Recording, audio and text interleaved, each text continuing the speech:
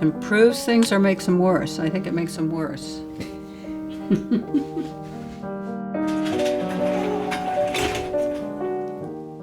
I'm a terrific materialist. My sister, Asha, one time asked me, do you think that the consciousness and the body are two different things? And I said, of course not.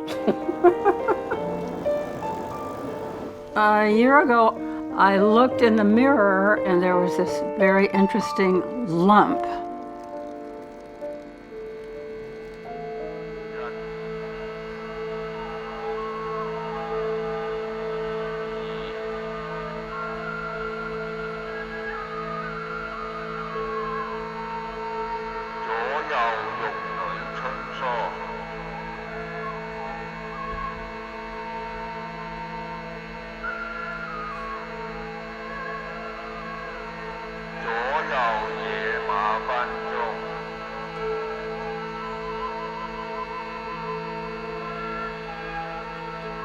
I just didn't want it to be another story about someone bravely fighting cancer. You know, it's such a cliche.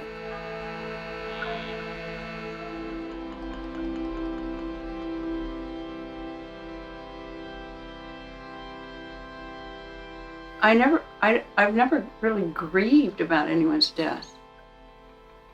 My sister Dabney had breast cancer and died of, but she had the most incredible life. My grief was before she died, actually.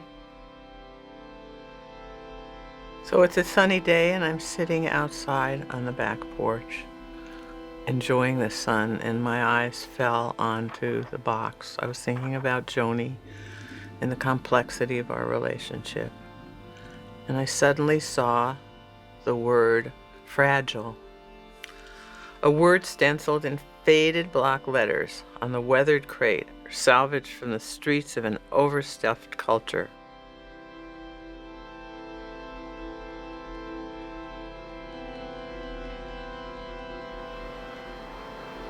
We get it? All right, here we go. Here's some flowers. Woo! Oh, I love these.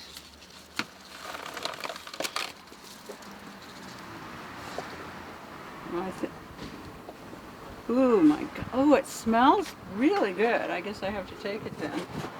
Usually it's a more chaotic collection and more disturbingly unattractive.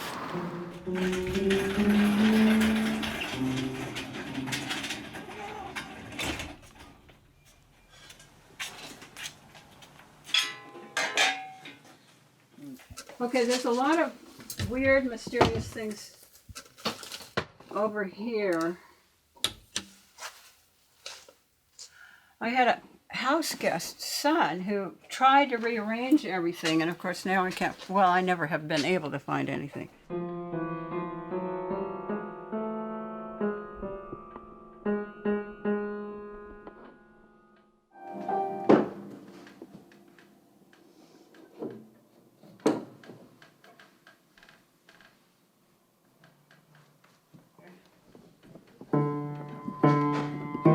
Gave me a little trouble. I've never seen one like this before. When I stepped into this house, it felt like old San Francisco. This whole place is pretty inspiring.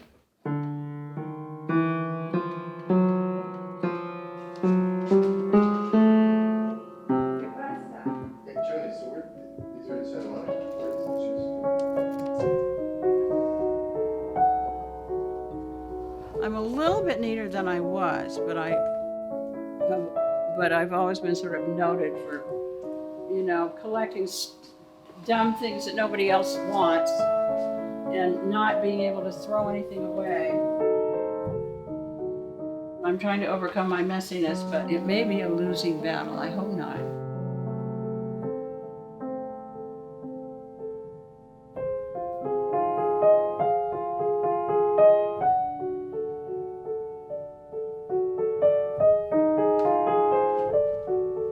When I'm feeling a little low and I go out on a bicycle ride and I find things, I suddenly feel wonderful. I like being outdoors. I like discovering things.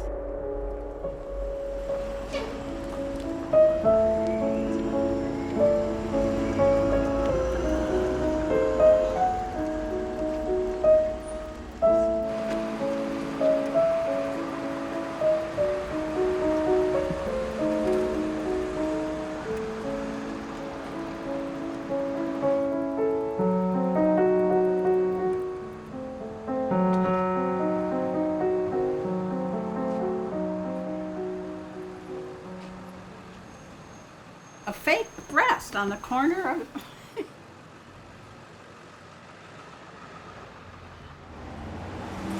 Wow. Having a mastectomy, so it might come in handy.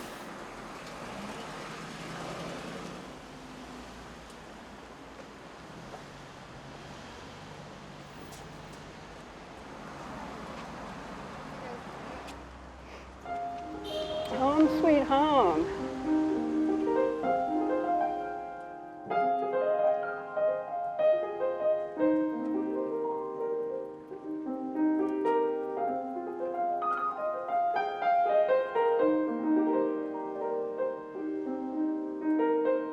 I feel sorry for things that are not valued.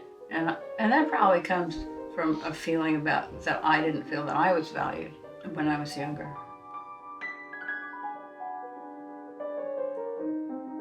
As it accumulates in my house, it's also going to waste. So there's a certain disjunct there.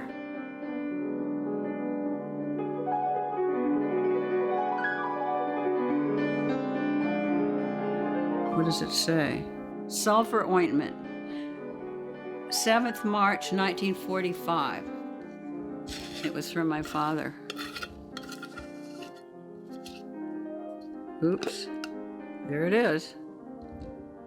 And I remember putting it on sore muscles and things. So it's probably still good. I don't really have occasion to use it, but I can't throw it away because it has historical value. She was the original recycler. I remember going with my mother, who was a real lady, driving us to go to see a play. And it was dark, and there was a little hump of blue on the ground, and Joanie screamed at my mother, "Stop, stop!" And my mother said, "Oh, Joanie, please don't do that." And she jumped out of the car, and she went and got, it was some old junky sweatshirt, you know. You can pick up anything. Joanie just automatically saw the beauty in it. So there's nothing in the creation that's just a throwaway for her, which is an extremely advanced stage of consciousness. Every time I come, I want everything.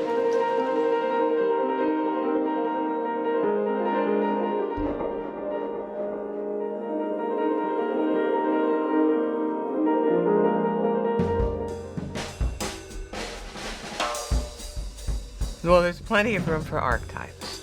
Hermit corner in the basement.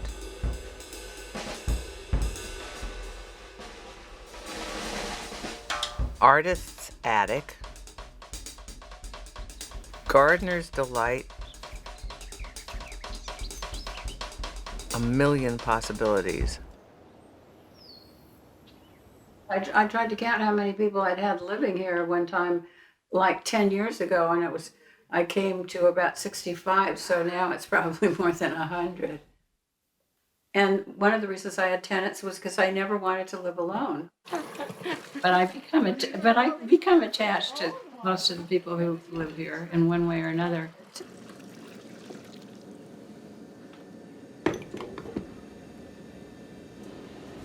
It feels like there would be dirt and crumbs and food from the 40s just packed away everywhere. And yet it's okay somehow. It's okay here. I don't know why. Like anywhere else I would be disgusted, but here it's all beautiful. I don't know how to, it's so bizarre. It's quite lovely to be around all this and feel clean in the middle of this, you know, of a lot of dirt, a lot of God knows what's living here, you know? But I guess that's what it is. There's so much life in this place in all its forms.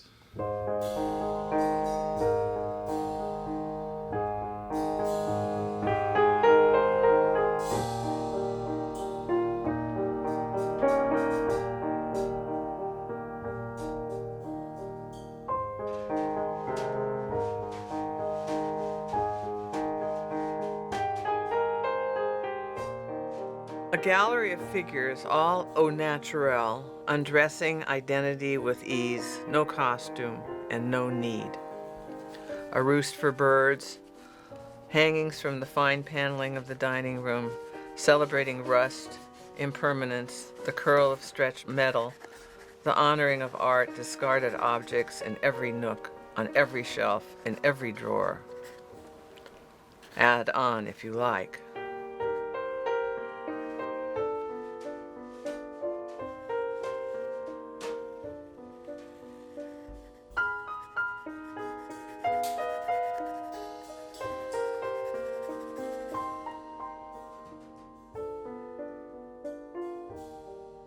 As you draw things, they become more interesting. And you become obsessed with how beautiful everything is. Even if you didn't think the person was beautiful when you start drawing them, they become beautiful.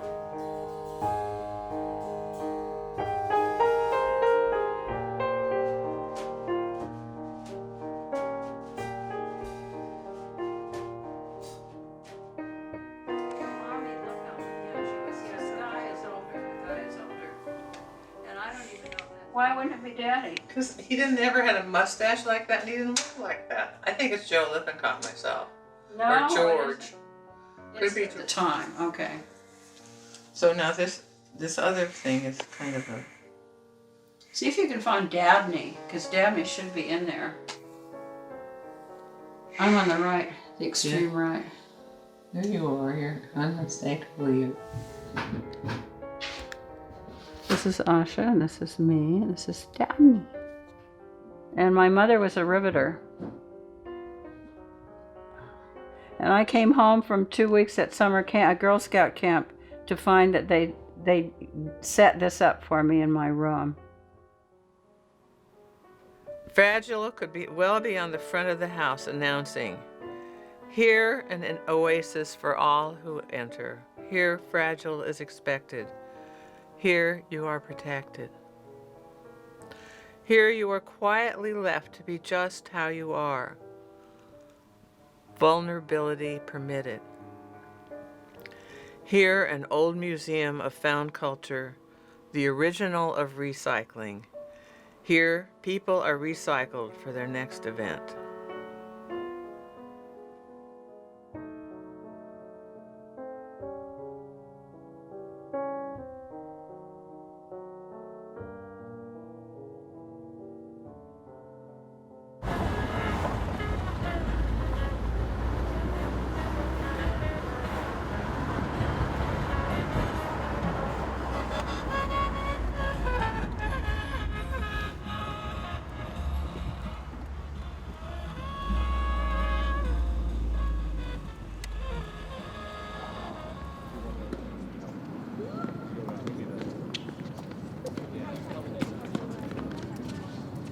Here's one.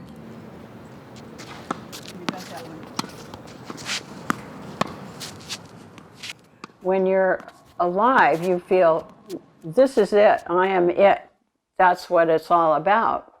So when you think how temporary it all is, you know, you get a completely different perspective.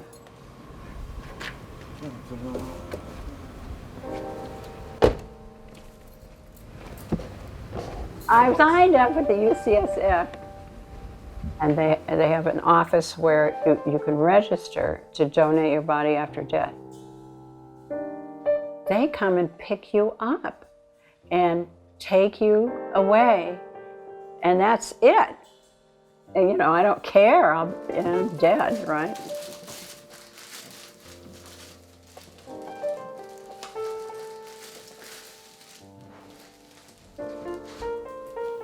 Oh boy, I have a suspicion that these English muffins are found objects.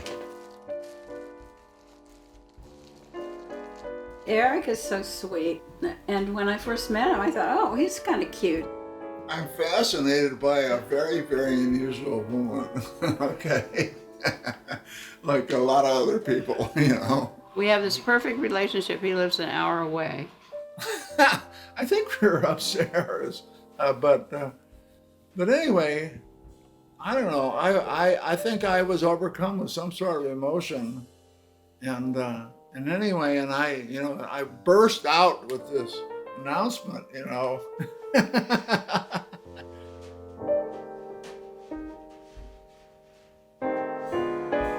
You know, I love you.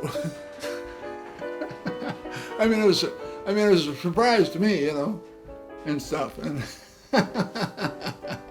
You know, it's comforting in a way. When I was younger, if someone loved me, I thought there was obviously something wrong with them. I love hanging out with her, you know, and I don't know too much about her history. And you know, she raised her kids, basically, you know, herself. And I don't think she really had much money at all. You know, she was probably having a pretty tough time as a single mom. But she had the house. That was a big deal.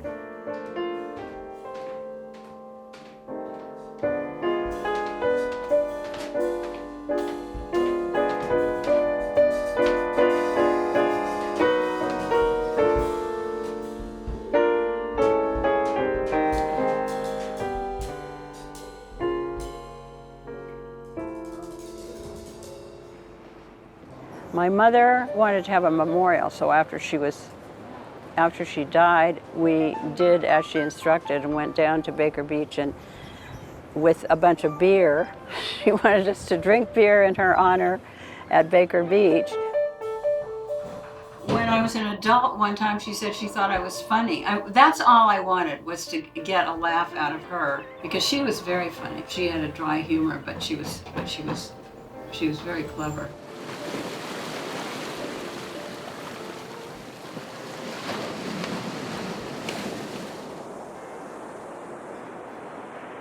We weren't the touchy-feely types, but I did kiss her on the mouth after she had died, which I'd never done before. But it was very meaningful to me. I guess I needed to do that.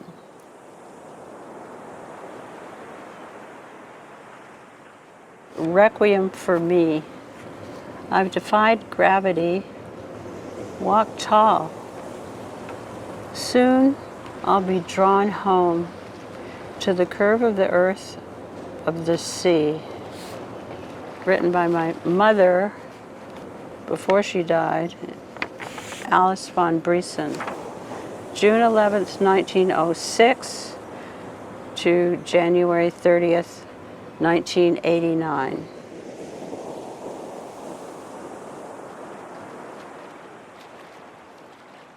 Life itself exists, and it's this marvelous miracle, and it in itself is enough.